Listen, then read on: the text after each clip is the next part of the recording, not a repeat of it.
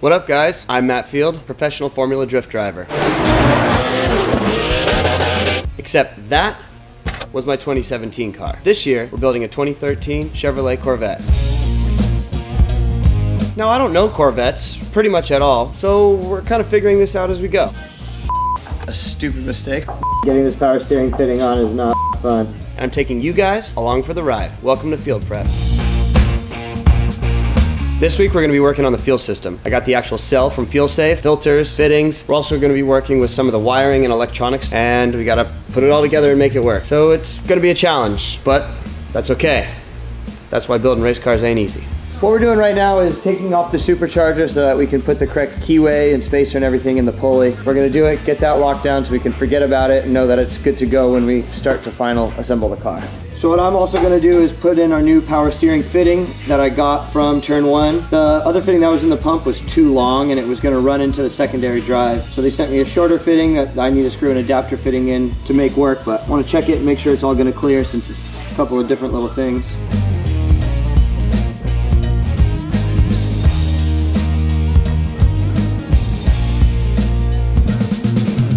So what I'm doing here, these are actually the keyways for the supercharger pulley on the supercharger itself.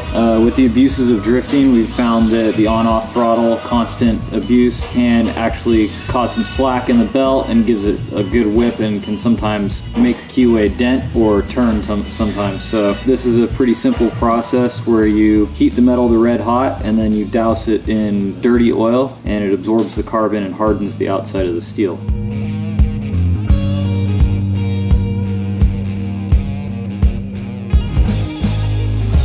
And you can see we have two pieces here. So the reason for that is I want to utilize the entire channel here to make sure we get as much surface area as possible and as much engagement to spread the load out on that keyway, ensuring that it lives a long life. That's pretty good.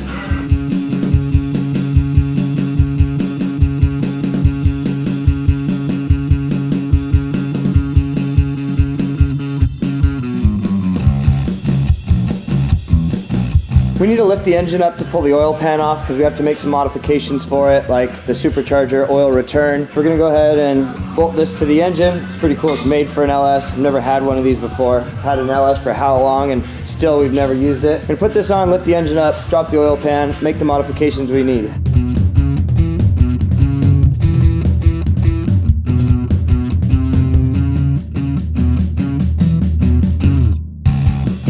So we're taking the baffle out of the ARE dry sump pan so that we can drill and tap it for the supercharger return. They thread lock the bolts in for the baffle so that they don't come loose. So we're having to heat up the bolts, pull them out so that we can get in here and drill and tap for the oil return of the blower. Jesus Christ. That's gonna let go.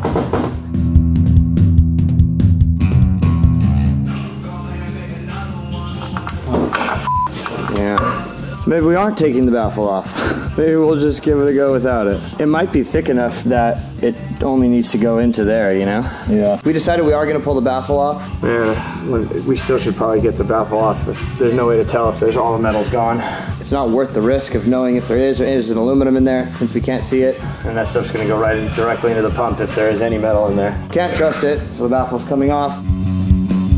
All of them broke loose, no problem with these guns, but one. So we gotta weld it. Weld another bolt to it. That'll break all the Loctite off. Then we'll pull it out and replace it with some new hardware.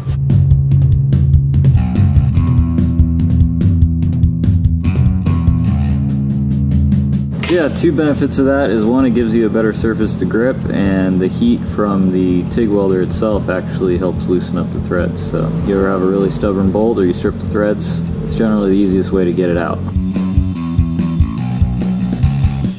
Looks like ARE's got some really cool little screens built in here to protect your oiling system in case of any type of failure. Really cool. A lot of thought put into these pans.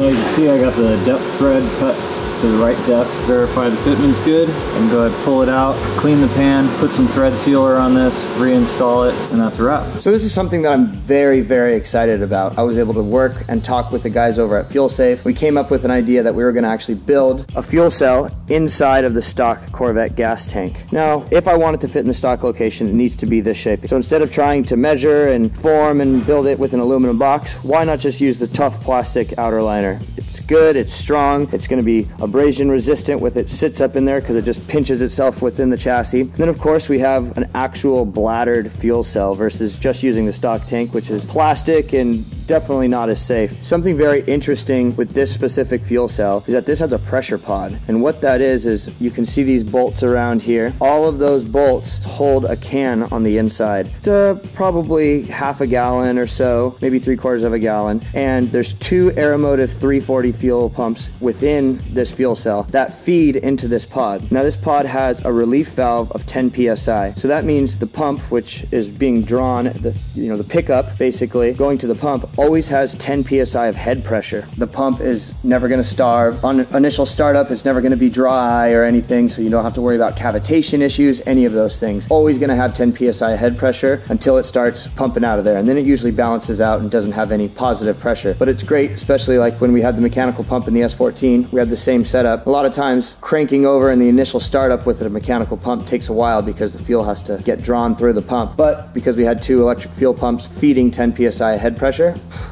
worked perfectly. So this thing is going to go into the stock location. We're still gonna have to figure out our feed because it needs to go to the left side of the car, and this is on the right side to be opposite of me. Overall, it should be a pretty easy fit and finish. I'm so pumped. Thank you very much over to the guys at FuelSafe. You killed it. So what I'm doing right now is putting on the stock gas tank mount because we have our fuel cell that got made by FuelSafe inside of the stock tank. You can kind of see it up in there with the top plate and the filler and everything. And it should bolt right into the factory location with the factory mount. So I'm just checking to make sure that it is and that we don't need to do any clearancing or anything.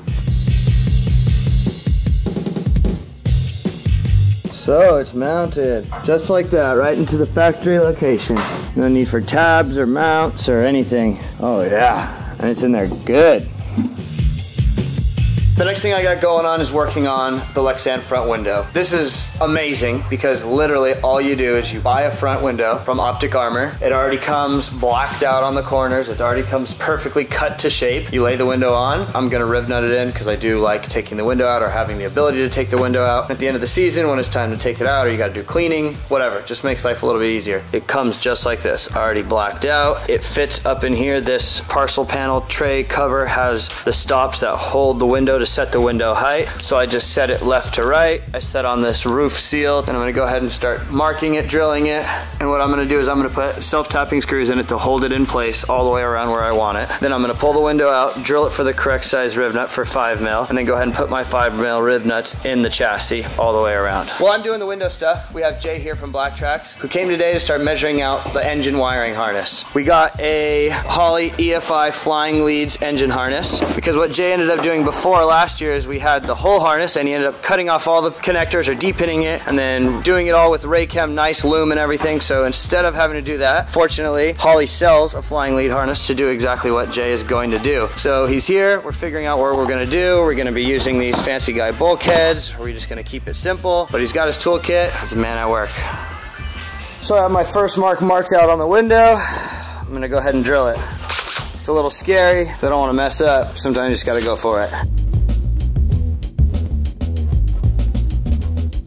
There it is, first one.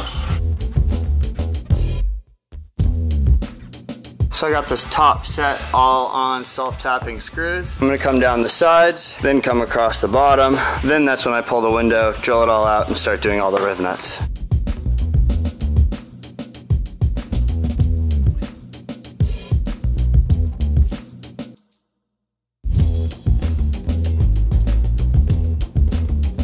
Now I gotta figure out where I wanna put these for the bottom. How high, a lot of room to play with. And what that lower piece did, it actually held the window in the right height for me to make sure that it's all sitting nice and square.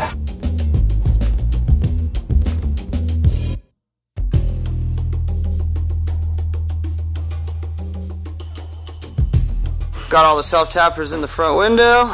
Now I need to pull the window out, drill out the body for all the riv nuts, pull all the riv nuts in, and then drill out the window so that it accepts the 5mm hardware. And this is the hardware that we're going to be using right here. It's a 5mm countersunk with this nice plastic washer, so it'll go in place of there, look really, really good, and then it keeps the window from getting scratched and cracking because it has this nice little cushion here.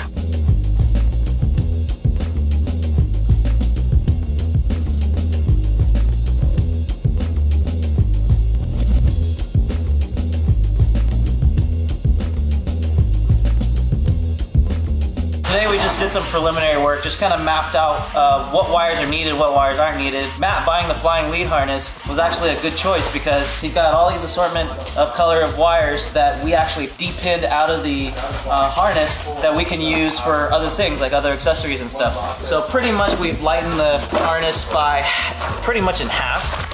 Like all this is all the extra stuff that we don't need, and I'm sure we'll be using that on the car for accessories and probably throughout the season if we run into any, you know, electrical issues or emergencies.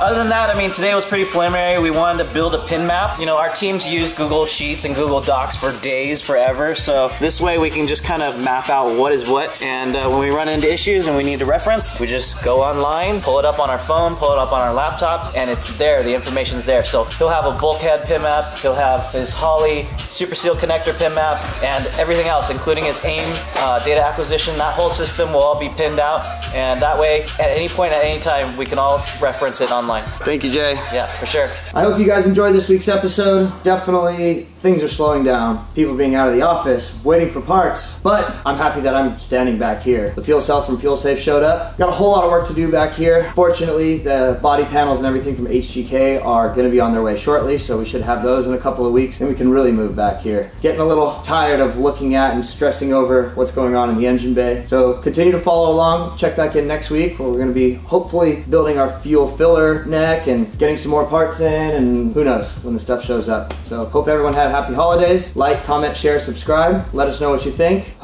Pull my hair out. I want to work back here already.